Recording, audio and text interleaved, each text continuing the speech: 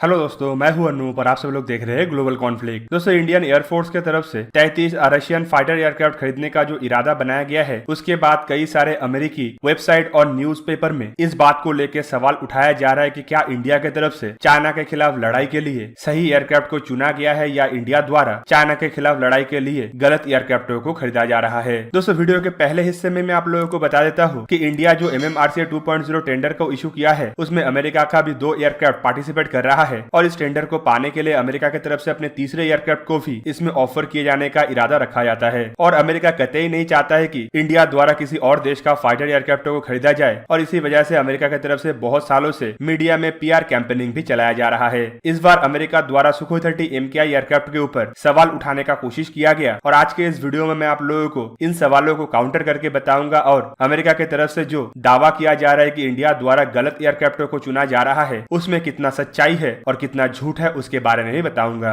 दोस्तों, ये सवाल तब उठने लगा जब इंडियन एयरफोर्स की तरफ से इमरजेंसी बेसिस पे रशिया से 33 फाइटर एयरक्राफ्टों को 6000 करोड़ रुपया से खरीदने का इरादा रखा गया। और दोस्तों, ये खबर बाहर आने के तुरंत बाद ही अमेरिका के न्यूज एजेंसी में MMRCA 2.0 टेंडर को लेकर भी एक सवाल उठाया गया, जहां पे कहा जाने लगा कि अब इंडिया को जल्द से जल्द MMRCA टेंडर को पास कराना चाहिए और अमेरिकी फाइटर एयरक्राफ्टों को खरीदना चाहिए। और दोस्तों, हद तो तब हो गया जब अमेरिका के फोर्ब्स न्यूज एजेंसी द्वारा एक लेख को पब्लिश करते हुए वहां पे इंडिया के सुखोई 30 MKI एयरक्राफ्टों के ऊपर सवाल उठाने का कोशिश किया गया और यह दर्शाने का कोशिश किया गया कि इंडिया द्वारा क्या सच में सही एयरक्राफ्टों को चुना गया है। फोर्ब्स न्यूज में छपे हुए लेख के मुताबिक सुखोई 30 MKI एयरक्राफ्ट ऊंचे पहाड़ी एरिया में सही से परफॉर्मेंस नहीं कर पाता है और ये चाइना के खिलाफ सही एयरक्राफ्ट नहीं है। बल्कि यहाँ पे तो ये भी दर्शाया गया है कि इंडिया द्वारा अमेरिका से ऑफर किया गया लॉकहीड मार्टिन या फिर बोइंग कंपनी के एयरक्राफ्टों को खरीदना चाहिए, जो चाइना के खिलाफ इंडिया के लिए एक बहुत ही प्रमुख हथियार बन सकता है। दोस्तों, न्यूज में बालाकोट एयर स्ट्राइक का भी जिक्र किया गया और वहां पे सवाल ये पूछा गया कि इंडियन एयरफोर्स के पास जहां पे 250 से अधिक सुखोई 30 MKI जैसे भारी भरकम और बड़े फाइटर एयरक्राफ्ट है, तो बालाकोट एयर स्ट्राइक के समय में इंडिया द्वारा क्यों मिराज 2000 फाइटर एयरक्राफ्टों का इस्तेमाल किया गया, जो 40 साल पुराना एयरक्राफ्ट है। और इसी को मुद्दा बना के सुखोई 30 MKI के ऊपर सवाल उठाया जा रहा है। पर अमेरिका भूल चुका है कि मच्छर को मारने के लिए तोप का जरूरत नहीं होता है और पाकिस्तान जैसे मच्छर को तो हम MiG-21 का इस्तेमाल करके भी मार गिरा चुके हैं। तो सवाल ही नहीं उठता है कि पाकिस्तान के खिलाफ हमें सुखोई 30 MKI जैसे फाइटर एयरक्राफ्टों को इस्तेमाल करना चाहिए। और अमेरिका ये भी भूल चुका है कि उस समय सुखोई 30 फाइटर एयरक्राफ्ट द्वारा भी मिराज 2000 फाइटर एयरक्राफ्टों को एयर कवर दिया जा रहा था। इसके अलावा अमेरिका के इस रिपोर्ट में यह भी दर्शाया गया है कि इंडिया के द्वारा जो मीडियम वेट के MiG-29 एयरक्राफ्टों को इस्तेमाल किया जा रहा है, वो भी एक बेहतरीन एयरक्राफ्ट है, जबकि सुखोई 30 एयरक्राफ्ट उससे कमजोर है। दोस्तों, अमेरिका की तरफ से इस तरीके का प्रोपेगेंडा करने के पीछे असल मकसद ये है कि इंडिया द्वारा अमेरिका से फाइटर एयरक्राफ्टों को खरीदा जाए, ना कि इंडिया की तरफ से इतने बड़े प्रोजेक्ट का ऑर्डर किसी और देश को दिया जाए। अमेरिका पहले से ही यह दर्शाने का कोशिश करता है कि अमेरिकी हथियार चाइना के खिलाफ बेहतरीन है। नो डाउट हम इस चीज को एक्सेप्ट भी करते हैं कि अमेरिका की तरफ से इन हथियारों को खास करके चाइनीज हथियारों को काउंटर करने के लिए डिजाइन किया जाता है और अमेरिकन हथियार बहुत सारे सेक्टर में चाइनीज हथियारों के खिलाफ बेहतरीन साबित भी हो चुका है। एग्जाम्पल के रूप में आप भारत के द्वारा अमेरिका से हाल ही में खरीदे हुए हथियारों को देख सकते हैं, जहाँ पे माउंटेन में इस्तेमाल करने के लिए M777 जैसे हाउडजर को खरीदा गया है, वहीं पे अपाचे और चुनौक जैसे हेलीकॉप्टर भी इंडिया के बेड़े में शामिल किया गया है, जो चाइना के खिलाफ एक बेहतरीन हथियार साबित होगा।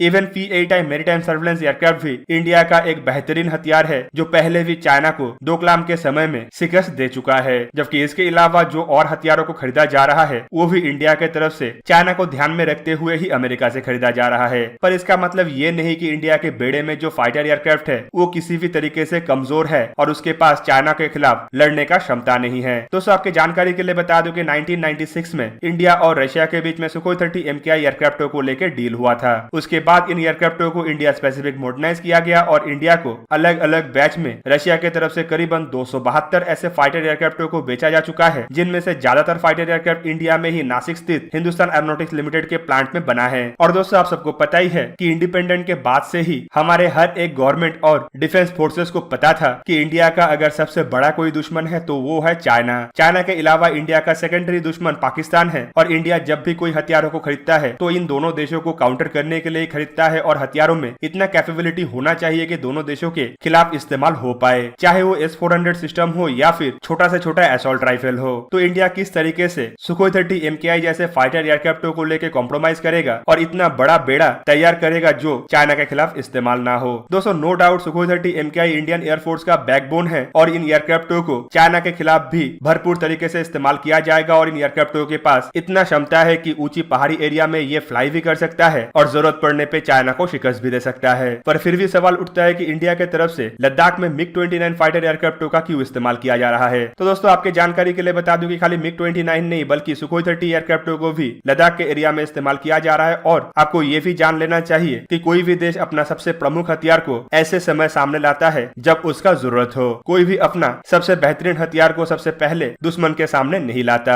अब चलिए बात करते हैं कि अमेरिका द्वारा भारत को जो 2 फाइटर एयरक्राफ्टों का ऑफर किया गया है उसमें कितना क्षमता है। अमेरिका की तरफ से भारत को सबसे पहले लॉकहीड मार्टिन द्वारा बनाया हुआ F-16 फाइटर एयरक्राफ्टों का ऑफर किया गया था जो एक 5 दशक पुराना फाइटर एयरक्राफ्ट है, जबकि बाद में इसे चेंज करते हुए अमेरिका की तरफ से F-21 का ऑफर किया गया जो F-16 का ही एक अपग्रेडेड वर्जन है और उसमें कुछ एडवांस फीचरों का इस्तेमाल किया गया है जो अमेरिका के F-22 और F-35 जैसे फाइटर एयरक्राफ्टों में इस्तेमाल होता है। इसके अलावा अमेरिका की तरफ से भारत को Boeing FA-18 super hornet fighter एयरक्राफ्टों का ऑफर किया गया है। पर दोस्तों इन एयरक्राफ्टों के परफॉर्मेंस को लेकर भी हाल ही में बहुत सारा सवाल उठ चुका है। अमेरिकी बोइंग कंपनी की तरफ से जो FA-18 super hornet fighter aircraft को बनाया गया है इसे अमेरिकी नेवी के अलावा बहुत सारे देशों को अमेरिका की तरफ से बेचने का प्रयास किया गया था, पर ऑस्ट्रेलिया के अलावा और किसी देश की तरफ से इन एयरक्राफ्टों को खरीदने का अभी तक इंटरेस्ट नहीं दिखाया गया है। और दोस्तों यही एक कारण है जिसकी वजह से अमेरिकी कंपनी बोइंग की तरफ से इंडिया को और एक फाइटर एयरक्राफ्ट ऑफर करने का इरादा किया जा रहा है ताकि बोइंग के हाथ से ये बड़ा $multi-billion के